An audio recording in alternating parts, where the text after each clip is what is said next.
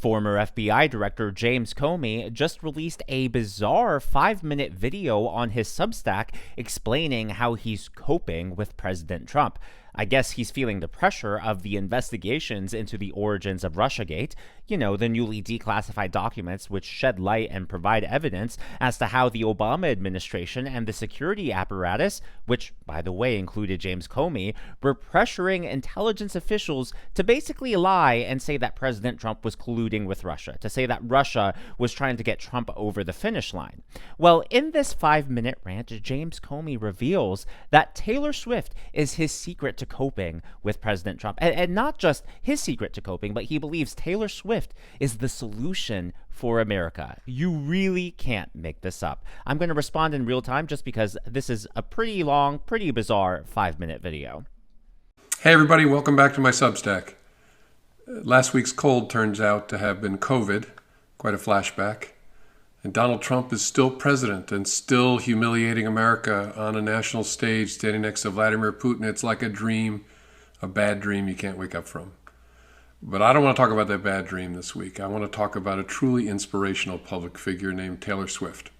Okay, I know it's pretty early on in the video, but I did want to point out that you can see the absolute anger, if not outright hatred, that James Comey has the moment he mentions President Trump by name. He talks about how Trump is still president. It's a bad dream, a dream you can't wake up from. He talks about that summit with Putin in Alaska. You can see his eyes really turn icy and his mouth, his nose just totally tense up, flare up. I know a lot of people don't read that much into body language, but as a professional actor, body language, especially facial expressions, the eyes, are things I pay attention to because they really give you an indication as to how someone is feeling. Of course, it's no secret. We all know James Comey doesn't like Trump, but especially as a former FBI director, or someone who's supposed to carry out the law and make sure that everyone is held equal and accountable and that you're not persecuting political enemies, it really is jarring to see that tension simmering under the surface. He's not really even trying to cover it up. Of course, I watched her podcast interview with the Kelsey brothers. Of course, I watched the whole thing, although on YouTube, Patrice and I got kicked off for the last 15 minutes and finished it on her phone. But I watched it. You see, Taylor Swift and I go way back. I went to my first concert of hers 15 years ago. I've been to a second, and I have helped financially support the attendance of a lot of family members at others. I'm in a family's Swiftie group chat. I know all her music, and I listen to it in my headphones when I cut the grass. So yes, I have a favorite of hers, although honestly for me it's a tie between All Too Well, 10-minute version, and Exile featuring Bon Iver. Taylor Swift has grown up with my family and provided us a soundtrack, really, as we've grown ourselves and learned and adapted and dealt with adversity and celebration. She had songs for all of it. I suspect that's something that millions of Americans have also experienced in their families. I think that's because Taylor Swift produces great art, but also because she models something. At every stage of her career, she's shown a certain way of being that resonated with my kids and also felt right to me as a parent. And she's still doing that as a grown-up. Now, what's really weird to me about this is that he's clearly using Taylor Swift to broaden his public appeal. I think he's trying to appeal to the public as a form of perhaps self-defense as this investigation into Russiagate and its origins really heats up. At least that's my theory behind this, because it just makes no sense, right? Like, he's an older guy. I get that anyone can like anyone as far as artists, but you would think that someone like James Comey, especially at his age, would say that he looks up to Simon and Garfunkel, Springsteen, U2, James Taylor, the Beatles, Queen. But of all the people, it's Taylor Swift that he says he mows the lawn listening to. Hey, I don't know. I'm not his AirPods. Maybe he does listen to Taylor Swift when he mows the lawn. I have a hard time believing he actually mows his lawn. I'm sure he hires people to do it.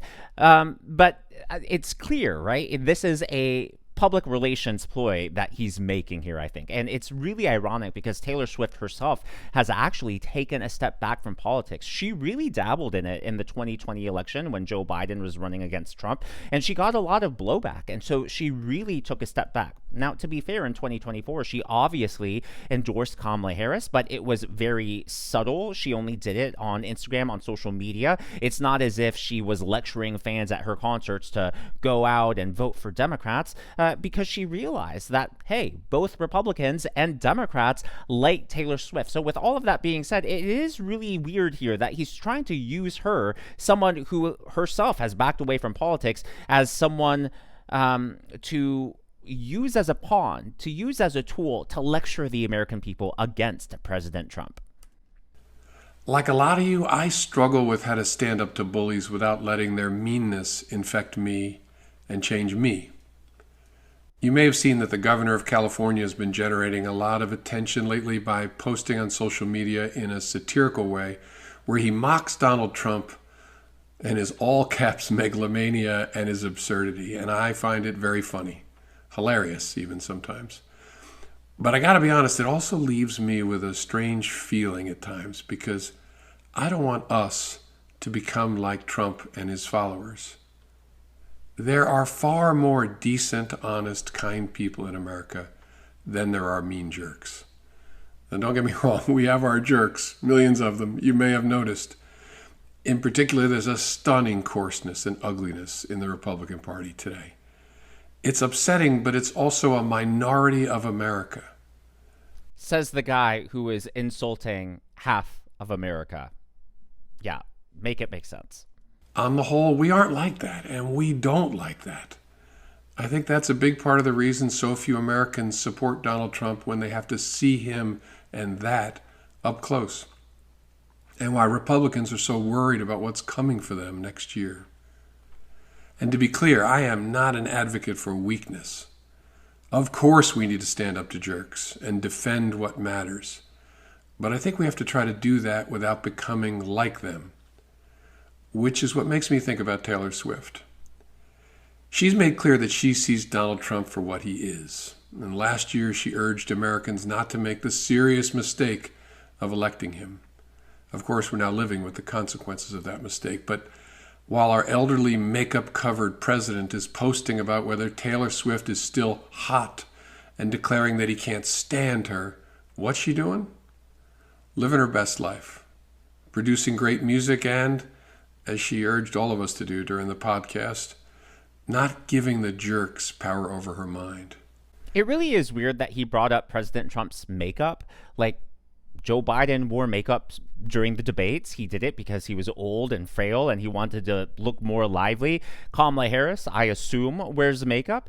What point is he trying to make here? Sure, President Trump wears makeup on his face and puts it on his hand, but you also have to remember, before President Trump was president, he was also a reality TV star. Obviously, I get he had his real estate business, but anyone who works on TV has makeup put on them. They don't do it themselves. There are literal makeup artists who put it on so you look good on camera. It's just part of the gig. So, and like the money that Trump made from The Apprentice and the press interviews over the years. I mean, he is a media creature, and you're I just don't understand the point James Comey is trying to make here about makeup. It really seems like a low blow that perhaps people who aren't thinking about the context might fall for. She said something about dealing with internet trolls that stuck with me. Think of your energy as if it's expensive, she said, as if it's like a luxury item. Not everyone can afford it. I really enjoy reading Arthur Brooks, who writes columns about happiness in The Atlantic. I don't know if he's a Swiftie, but last week he wrote about research on the way that being rude or snarky actually hurts the rude person. Again, ironic, because I think James Comey is the only one being rude here. He called half of America jerks, half of America coarse and just unbecoming. He insulted the Republican Party. Let's not forget that President Trump won the popular vote, in addition, of course, to the Electoral College. Like, you want to talk about spending your energy? You're the guy here who made a 5-minute Substack video ranting about how you're coping with President Trump and how you like Taylor Swift and how you think Taylor Swift is so inspiring and how she can bring America together. Look, you should probably look in the mirror first, James Comey, before you make another video like this. As he wrote, when you become less polite, the alteration in your conduct can make you less happy, more depressed, and angrier about life. I know you get that even without the research. Just watch Fox News or hang around on X and you'll see what he means. We can't stop people from being jerks. What we can do is stop it from hurting us, from changing us. At my second Taylor Swift concert in Hartford, Connecticut, 14 years ago this summer, she sang a song about this topic, asking, why you gotta be so mean? And she spoke directly to the nasty people. I bet you got pushed around. Somebody made you cold. But the cycle ends right now, because you can't lead me down that road. You'll be glad I didn't sing that. That's right, because down that road is unhappiness. Nobody should have that power over us. Thank you, Taylor Swift. Keep the faith. You literally made a 5-minute rant video. It sounds like you are very unhappy. It sounds like you are allowing President Trump and the Republicans to live rent-free in your head. You insulted half of America. It sounds like you're the one who's being toxic. You talk about protecting your energy as if it's precious and you can't give it away. Yet here you are just going on and being nasty. It just doesn't make sense to me. And again, like I said earlier, I think the whole point of this video is a PR stunt by James Comey. I think he feels the pressure and is worried that this Russiagate investigation or the origins of Russiagate may actually come to fruition. We know that there's a grand jury. We don't know the exact location, probably in Florida. And there are rumors I've heard that there are actually multiple grand juries in multiple jurisdictions. One of those rumors even includes Pennsylvania. Who knows why it's there? But it is certainly raising a lot of eyebrows. And I wonder if he's nervous about this and if he thinks that by invoking someone as popular as Taylor Swift, he can win in the court of public approval. And probably by hoping he wins the court of public approval, he is able to provide some sort of cover, some sort of defense for himself.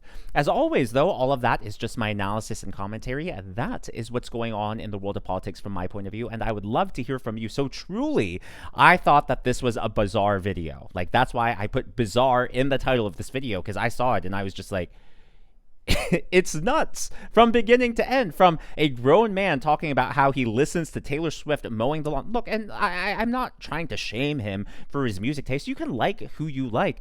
But again, just someone at his age, I would have expected. There are so many great artists, right? And she's not who I would have pegged him for, if that makes sense. So did you find this video bizarre? Or am I like overreacting, overreading into this? Am I being judgmental? Hey, am I the jerk? He's talking about half of America being jerks. Am I the jerk for reacting to his video the way I am? Let me know your thoughts down in the comments below.